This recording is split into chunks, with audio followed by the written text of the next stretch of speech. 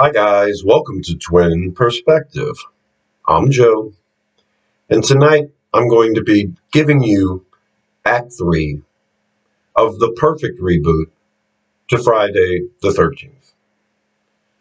In Act 1, we met Pamela and her young son Jason. We got to see their relationship to the camp. We find out why everyone thought he drowned. And we have Pamela going in a violent rampage and killing all of the counselors on the actual night that she thinks her son drowned. Of course, Act 2, we get to see Jason growing up in the woods. And we also get to see Stephen and Jenny growing up as well. Act 2 ends in 1979 when Jenny and Stephen are reunited at the lake. They're going to be moving in together and trying to reopen the camp. So Act 3 begins in 1980. Stephen sells his home. He uses the money to rebuild the camp, to pay for workers to assist. And then we go to Jason in the woods, in his home. He's just drug a large buck back to his home that he's killed. And we see there are many new things in his home. He's 33, 34 now, so he's fully realized the third actor needs to play Jason at this point, a huge man who's going to be our Jason Voorhees for Act 3. He puts on his burlap sack mask and heads to the camp. When Jason gets there,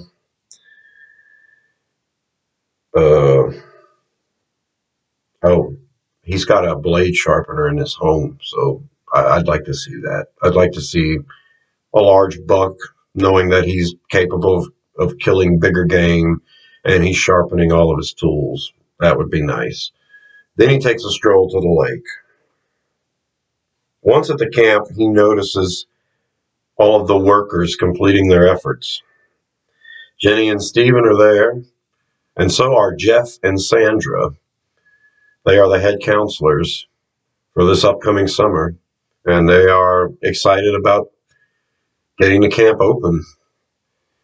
We have Jason observing all of this. At one point, Jenny and Stephen kiss. That doesn't go over well with Jason. And Jenny and Stephen tell Jeff and Sandra they're going to, all of the other counselors will be showing up tomorrow, and they're going to get started.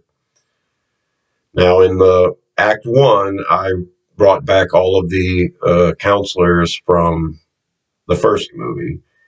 And in this Act 3, I'm bringing back the counselors from the second film. So Jeff and Sandra, the athletic guy and the voluptuous girl. And then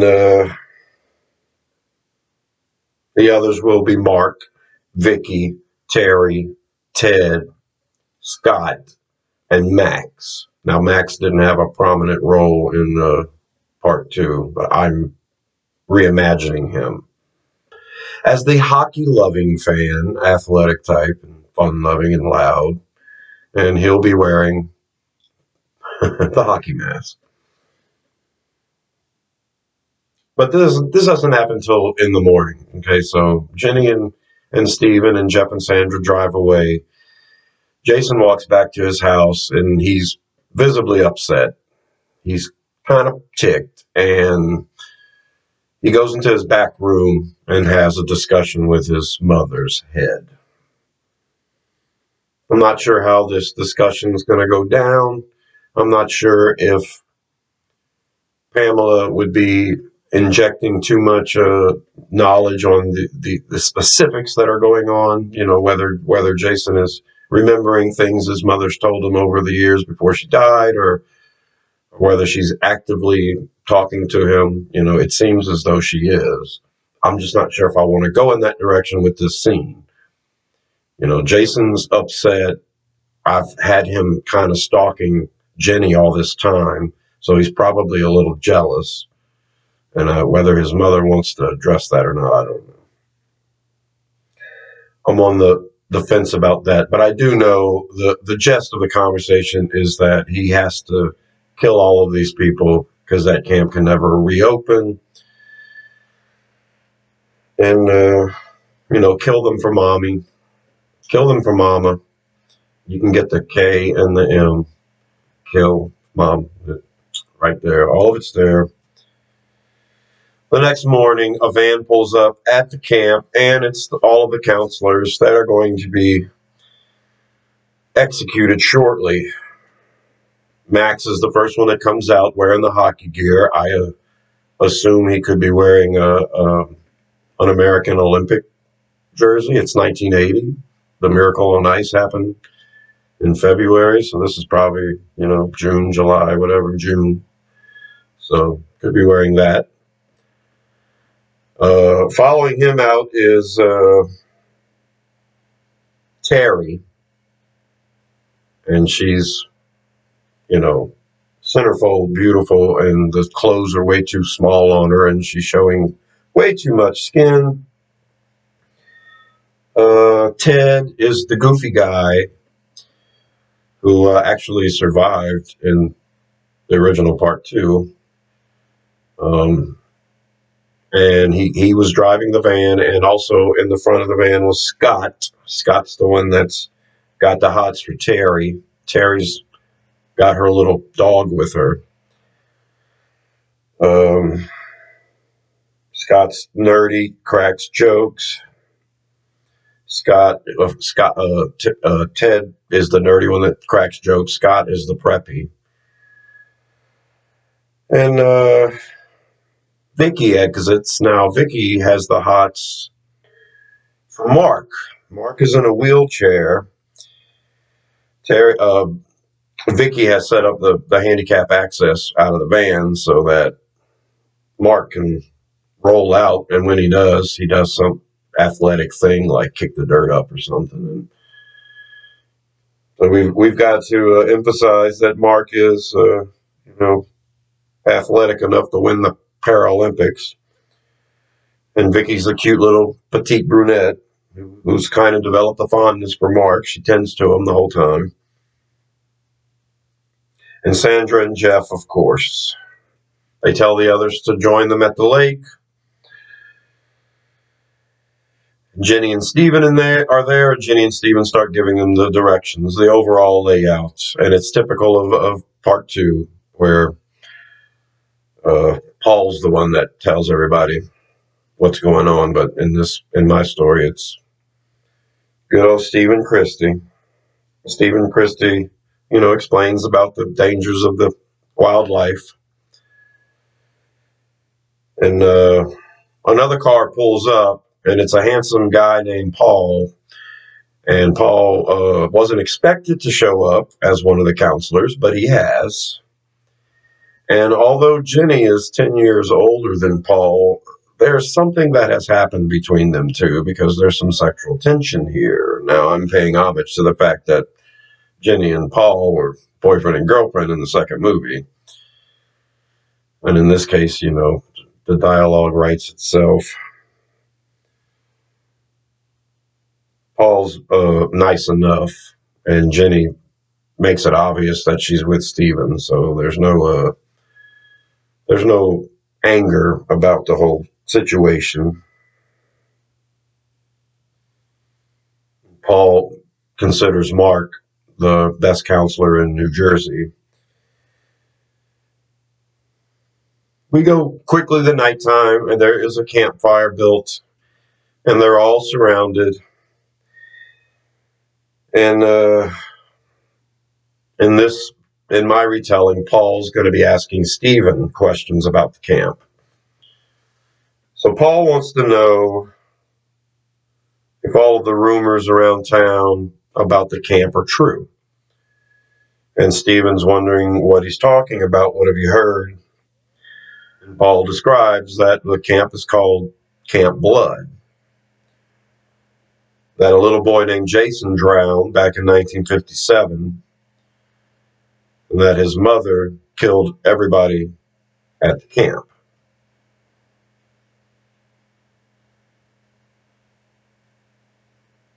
and that local wildlife has been dying at an excessive rate.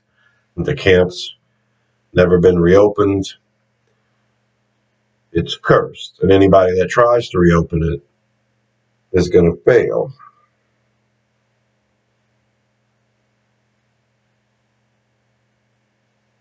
Paul said there's also rumors that Jason never drowned, that he's still out there in the woods, like some wild, crazy man, waiting for the day to show back up and kill anyone that tries to open this place. Stephen says that is all completely crazy. Stephen said, I was there. I know Jason drowned.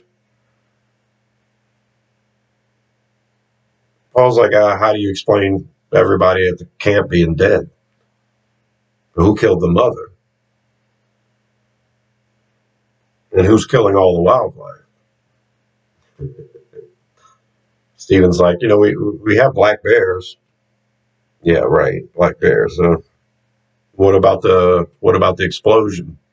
That was just a terrible accident. The explosion at the camp was a terrible accident, killed a family friend.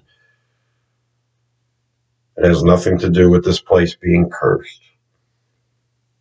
Crazy Ralph in town drinks too much. At that point, Paul's probably drinking, so Stephen can tell him, you drink too much. No one is allowed to go anywhere off the property. You can go down the path by the lake, and that's as far as you can go. No one wanders around. They all agree. Later that night, the group is gathered into the event hall. Everybody's pretty screwed up. Max has his hockey mask on the top of his head, and he's singing and playing a guitar. And Jeff is playing the harmonica, and Sandra loves Jeff. She's cooing. Scott's trying to get Terry to dance with him, and whether he dances with her dog or not, I don't know. Mark and Vicky are playing cards. And poor Ted is by himself playing some handheld gaming device. Jenny and Stephen are in the office, and they are closing things up. Jenny said she's going to the cabin first. Stephen says he'll be there in a minute. Jenny walks to the cabin by herself, and when she gets there, Paul is outside the cabin. Paul and Jenny have this tense little moment, but Jenny tells him good night, and she closes the door behind him. But I would like for us to get the image of Paul still hanging around outside of Jenny's cabin. So we go back to the event cabin. Max and Jeff finishing a song. Sandra tells Jeff they should go and find a place to hang out. So they leave the event hall. Jeff and Sandra walk out the event hall. Max plays another song. Ted says, I got to go on a beer run. So Ted gets in a car and takes off to Crystal Lake, the grocery store where Crazy Ralph hangs out. Terry says that she's going to call it an early night. She needs to bring Muffin home and put Muffin to bed. And Terry and Muffin leave. Scott's pretty frustrated. He's looking at Max playing the guitar. Mark and Vicky are finishing up a game of cards. Mark says he's not drinking because he's in training, and he's probably going to bed soon, and Vicky's begging him not to because she's going to be bored. Mark said he could use some help turning in if she'd like to help, and she says yes, and then they leave the cabin. They leave the event hall. So the only one left is Max playing the guitar, and Scott watching him. And Scott's like, "Fuck this." He watched Terry exit, and he exits too. He's probably going to go follow her and try to get laid. Stephen locks up the office. Stephen heads towards Jenny's cabin. When he gets outside of Jenny's cabin, he sees somebody in the distance, a silhouette. He starts calling Paul's name, and the figure ducks behind a tree. Jenny opens up the door, and Stephen is like, I thought I saw Paul out here. And Jenny said, he was out here when I came in, but I can't believe he'd still be hanging out outside. But they start kissing. Jenny and Stephen start kissing and close the door behind them. Terry walks into her cabin. She puts her dog down. She feeds the dog. Terry gets completely naked and puts just one shirt on. She's going skinny dipping. Max finishes up his song. He looks around. There's no one left in the event cabin, just him and the fireplace going. And good night, Crystal Lake. He gets up. He walks to the side of the event hall where his guitar stand is. He puts the guitar in it, and right next to it's the hockey stick. And then the front door opens. Max doesn't turn around. He thinks it's Ted coming back with the beer. When he turns around, he sees Jason, a masked figure, standing there. Max starts asking who it is. Jeff? Steven? Ted? Who the fuck are you? Jason grabs a hold of Max and slams him up against the wall. Max grabs the hockey stick, but Jason's quick. Jason grabs that right out of his hand. Jason slams it on the ground. The tip breaks off. He takes the jagged edge, shoves it in to Max's chest. Max is screaming, "What the fuck?" It's in his chest and in his shoulder. At this point, the struggling has made his hockey mask fall off his head, and it's laying there on the ground. Jason picks up the other part of the broken hockey stick off the ground. He's still holding Max good with one hand, and he shoves that part right into Max's temple. Max is now laying there bleeding out. Max had grabbed a hold of the burlap sack. And when Jason lets him go and he falls dead to the ground, the sack comes off of Jason's head. We can see Jason's face at that point. Jason looks down to grab the burlap sack, and then he pans down over to the hockey mask that's laying there. We get to Terry. She's reached the shoreline. She has a towel and her shirt. She takes her shirt off. She puts both of them next to the lifeguard stand. And then she takes a swim, a nice little skinny dip. And she's very good at swimming, and she's having a really good time. And someone grabs her shirt and her towel while she's not looking.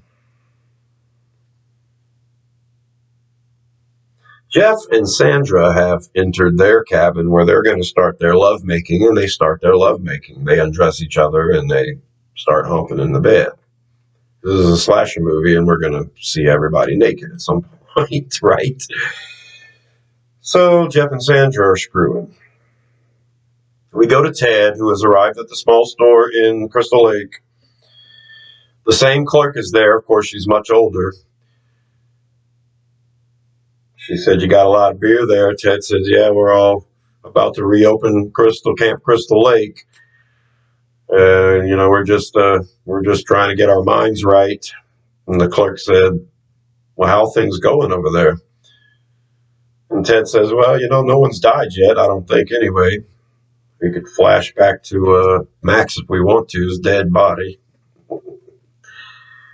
And she says, "Well, I hope everything goes good for you guys. Is Mr. Christie there?" And Ted says, "Who?" And she says, "Steven. Is Steven there?" "Oh, yeah, Steven's there. Jenny's there." The clerk says, "I always knew those two kids were going to get together." And Ted walks out. He starts to get in his car, and there's Crazy Ralph. "You're going back to Camp Blood, aren't you?" Ted said, "Yep, that's where I'm going." He says, "You're all doomed if you stay there. Doomed. It's got a death curse." Ted gets in his car, and when he starts the car, the DJ on the radio says, "Hey, guys, it's Friday the 13th, and it's a full moon out there. Have you noticed yet?" Ted's like, "Oh, yeah, I've noticed." The DJ can say something like, "There's a lot of crazy people running around out there, so..." And then we can, see Jason walking for a second or something. Then we go back to the lake. Terry's getting out of the lake. She notices her shirt and her towel's missing, and then she notices Scott has them, and Scott starts running away from her, and she starts chasing Scott, and then Scott steps into a trap, which pulls him up with a rope till he's hanging in the tree. Terry shows up, grabs the towel and the shirt out of his hands. She's calling him all kinds of names. She puts her shirt on. Scott said, "Please don't leave me hanging here." And Terry says, "Well, I'm going to go get a knife. Don't go anywhere." We see Jenny and Steven. They're naked in bed holding each other. They could be in pajamas. I don't care. And they're wondering if they should check on everybody. That's as far as that goes. We go back to Terry, who's entered into the girls' cabin, and she can't find Muffin. But she grabs the knife and exits the cabin. Closes the door behind her. As Scott's hanging upside down, he sees a figure coming towards him, and the figure has a hockey mask on. He thinks it's Max at first. And Jason walks up right to him, and he's holding the machete. And Scott says, "It cut me down, Jason slices his abdomen, and all of his guts spill out. He's hanging upside down, so his guts end up falling in his face. And Scott dies. Then Jason calmly walks behind the tree where Scott's hanging and just stands there. And then here comes Terry approaching with her knife, and she gets right up to the body before she realizes he's dead. She starts screaming. Jason steps out from behind the tree.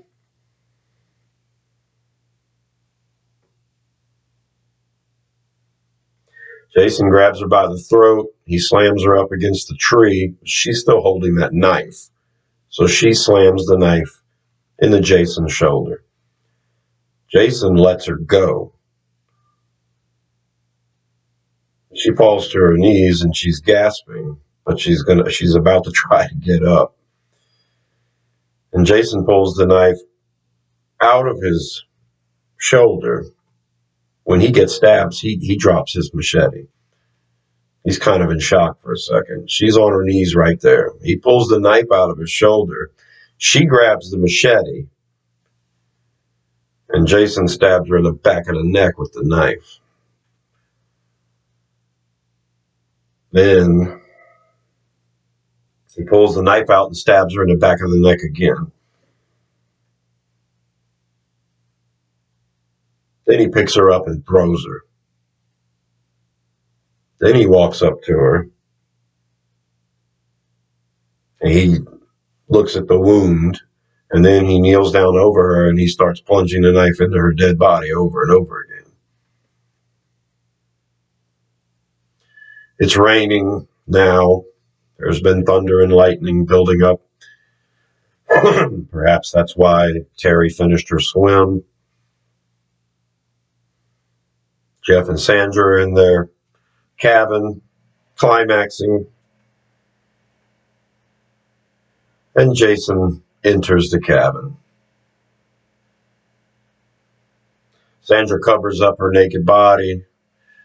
And Jeff gets up and starts yelling at him, trying to figure out if it's Max or Ted or Steven or whoever. And Jason picks up the machete, swings it, kills Jeff right in the face. The classic move, the beautiful thing. Sandra starts screaming. She gets up. She runs out of bed. The door's wide open, so the floor's wet. She's running toward the door. She slips and falls. Jason pulls the machete out of Jeff's face. Jason turns around and starts walking towards her. She rolls over on her back, and she's trying to scoot out of the cabin on her back. She gets right to the door. Jason slams the machete on her waist. He cuts her body in half. The bottom half is in the cabin. The top half ends up sliding down the stairs. Jason walks down the stairs, grabs the top half of Sandra's body by her hair, and throws it back in the cabin. What I'm doing is, in the first act, we saw Pamela and how she murdered people viciously, and now we're seeing Jason taking it to a whole nother level, which I think is a great juxtaposition in a singular film. A perfect reboot, if I do say so myself. Hope you guys like it. So, Ted shows up. He pulls into the parking lot. He gets out. He walks towards the event cabin. He's carrying the beer. He gets to the event cabin, opens up the door, carries the beer inside. Nobody's in there. He sets the beer down. He starts walking around. He notices the blood on the wall. He thinks it's a bad joke, but he's not going to stick around in this place by himself to find out. He leaves. As he's walking, Jason appears, grabs Ted, picks him up off the ground next to a tree, and he stabs him with the machete, and the machete goes through Ted into the tree, where Jason is able to let the machete go and take a step back as Ted's hanging there off the tree.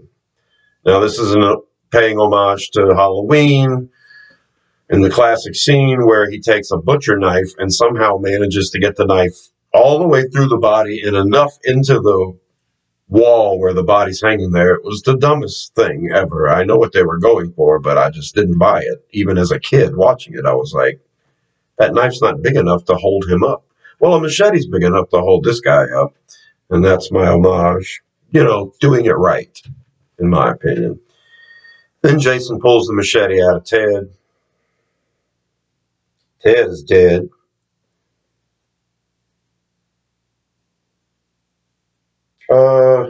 We go to Mark and Vicky.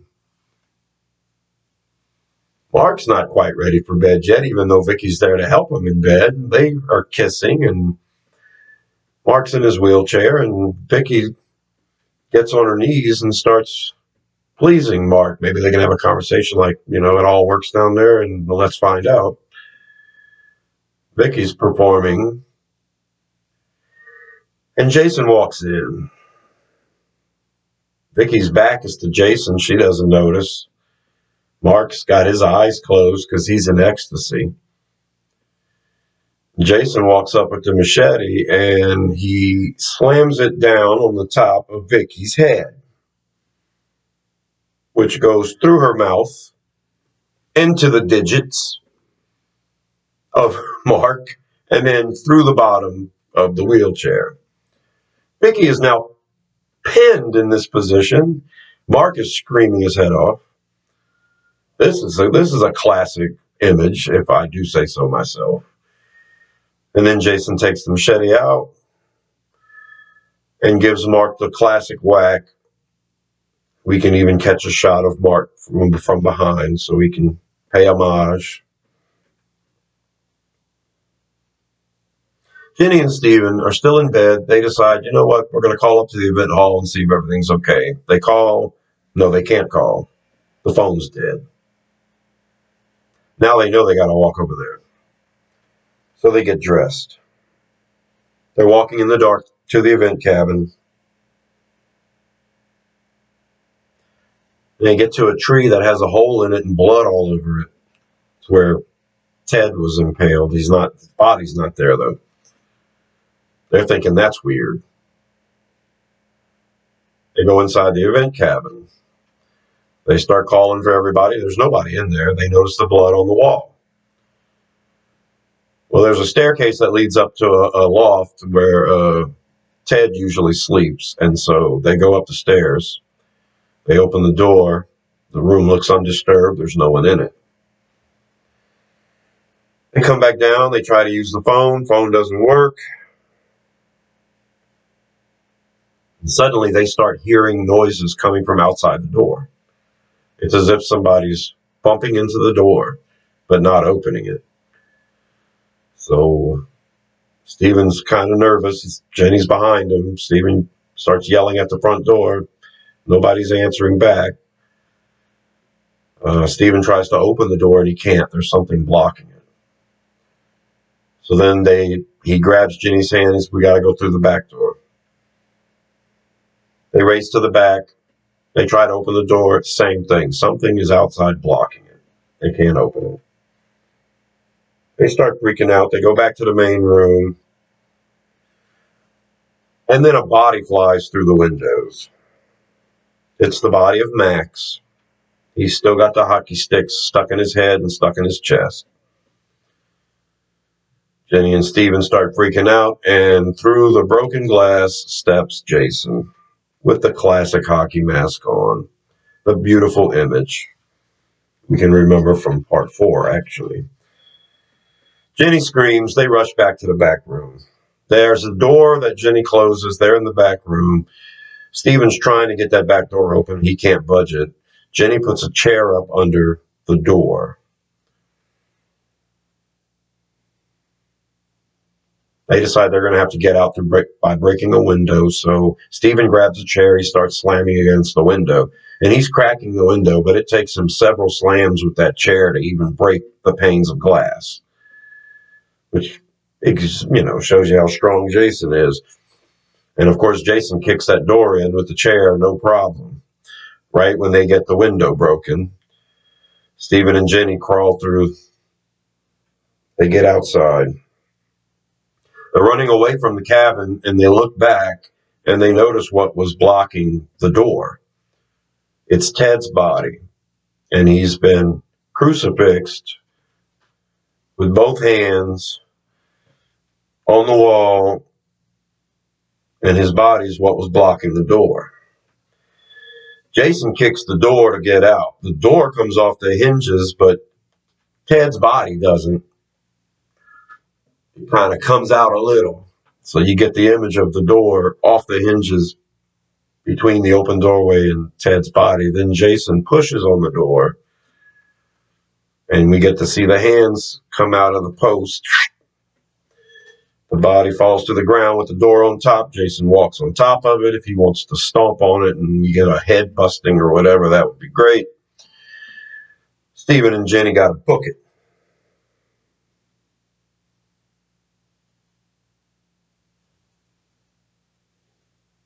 As they're running towards the parking area, Stephen's digging in his pockets for his keys. They get to the cars. All of the tires have been slashed. They realize they're not going to be able to drive it out. They run into the galley. Stephen gives Jenny a knife. Stephen grabs a frying pan. And all of a sudden, a figure appears from the other room. It's Paul. Paul doesn't have any idea what's going on. They've locked the front door to the galley. Stephen tells Paul, go to the back room, lock the back door. Paul runs to the back room. He locks the back door, but it's too late. Jason's already in the room. Jason and Paul start fighting. We hear Paul from the other room screaming, "He's in here. Somebody come and help me." Stephen and Jenny start to head there. Jenny tells Stephen no. Stephen tells Jenny, look, you need to go home right now and call the cops. Go home and call the cops. Jenny leaves the galley. And she starts running around the lake, that familiar dirt path, heading home. She gave Stephen the knife before she ran. Stephen takes the knife and the frying pan. No, she kept the knife. We'll have her keep the knife. He's got the frying pan. He goes in there. He sees Jason and Paul struggling. He hits Jason with the frying pan. It barely bothers him.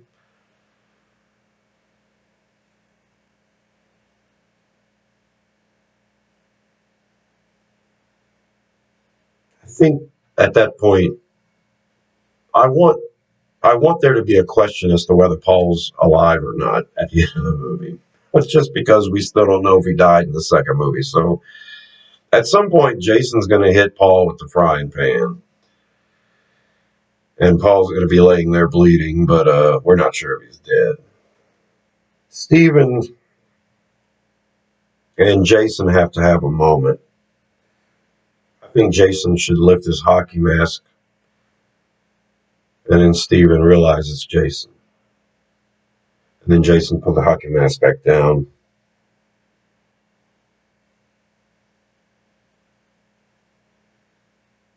I think Jason should definitively kill Steven at this point. I know it sucks.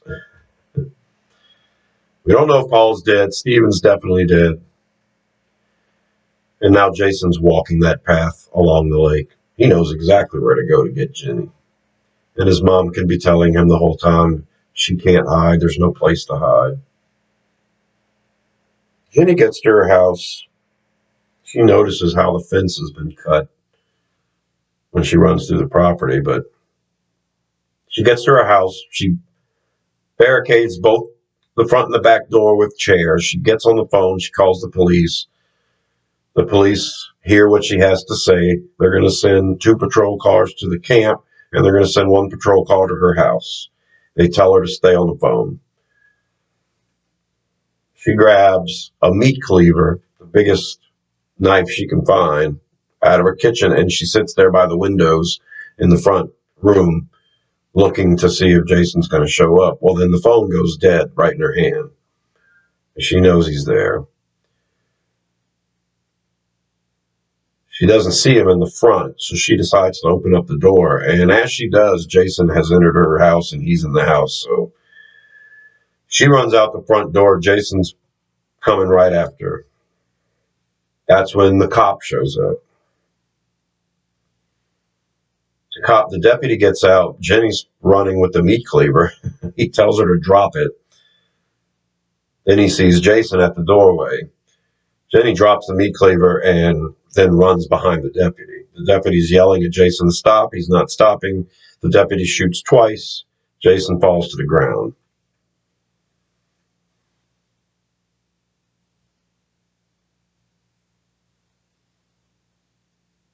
You know, Jason could throw an axe or something when the cop's yelling or something. He could throw an axe. The cop gets behind the door. The axe hits the door. You know, something else besides just the menacing. Of course, you know, cops will shoot anybody for no fucking reason, but you could have something like that happen. And then the cop shoots Jason. He falls. The cop goes over to Jason's body laying on the ground. Jenny's yelling for him to get away. She stays behind the cop door. The cop bends down, pulls the mask up to see Jason's face. The meat cleaver's still laying there. Jason grabs it, slams it in the cop's head. The cop gets up screaming, starts running towards the car door, but he falls dead. When he does, Jason's standing there. He's not dead. I want an axe in this scene. The axe is still in the cop door. Jason starts to walk towards Jenny. Jenny pulls the axe out of the cop door and plants it in Jason's head.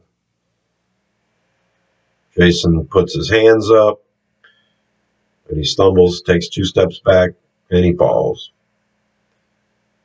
Jason's laying on the ground, with the axe sticking out of his head. And the other 2 police cars arrive.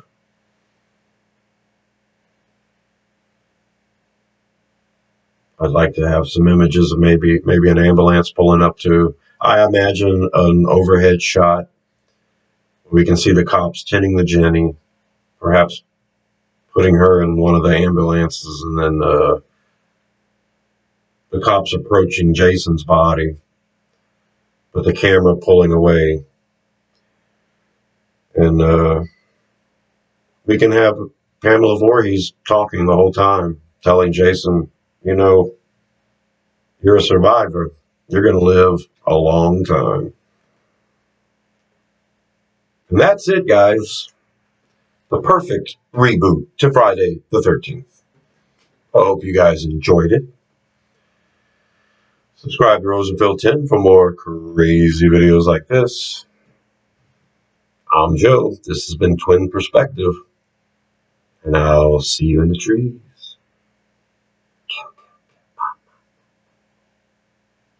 Bye.